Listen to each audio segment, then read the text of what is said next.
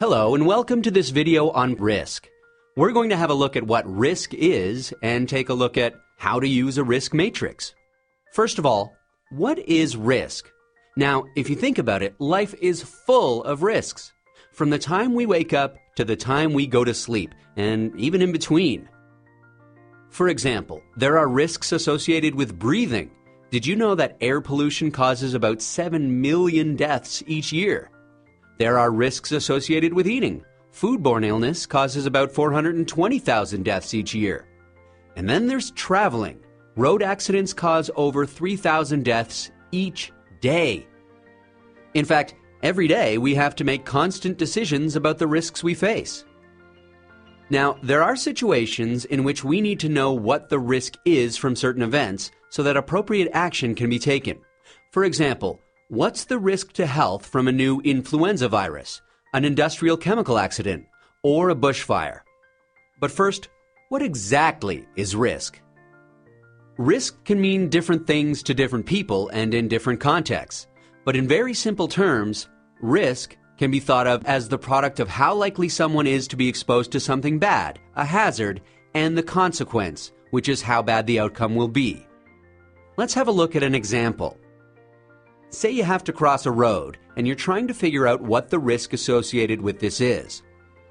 Let's take a look at some different scenarios. In the first scenario, our hazard is a bicycle. Let's assume there are only bicycles allowed on this road.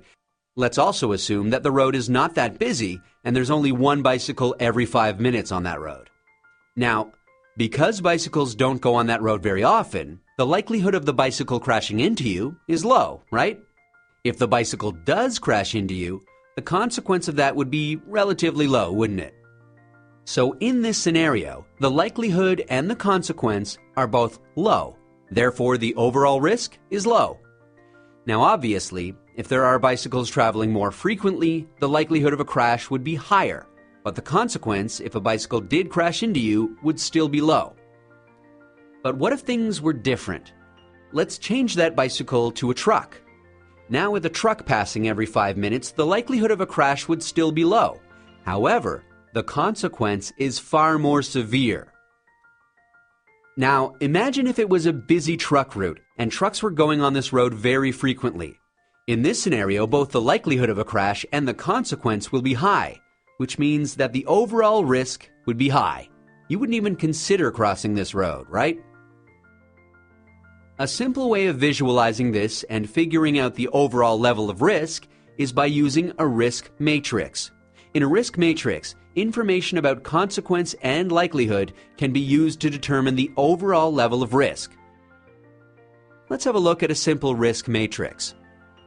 A risk matrix is basically a table or grid with a measure of likelihood on one side and consequence on the other, graded from low to high. The combination of the two, which is the overall level of risk, can be categorized as low, medium, or high, and color-coded. So let's get back to our example. In the scenario in which there are bikes traveling very infrequently, the likelihood is low and the consequence is low. Therefore, the overall risk is low. When there are more bikes, the likelihood is high, but the consequence is still low, and therefore the overall risk is medium. Let's consider the truck now.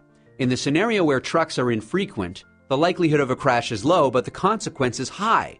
The overall risk is medium. And if it's a busy truck route, the likelihood and consequence are both high, and therefore the overall risk is high. So that's how a risk matrix can be used to determine the overall level of risk using an assessment of likelihood and consequence. There are many different types of matrices in use with varying degrees of complexity. They can have many categories and different grades of risk. They may also have different ways of defining categories of likelihood and consequence.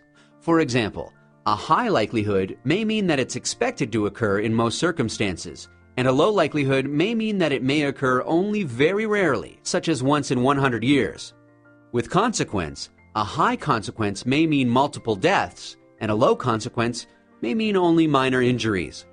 So, the risk matrix and the categories that are used can vary, and therefore should be relevant to the situation and context in which the risk assessment is done. Regardless of this, risk matrices follow the same principle.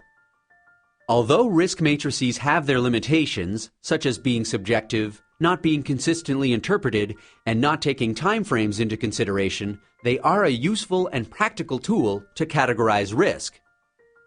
And that's an introduction to risk and how to use and interpret a risk matrix.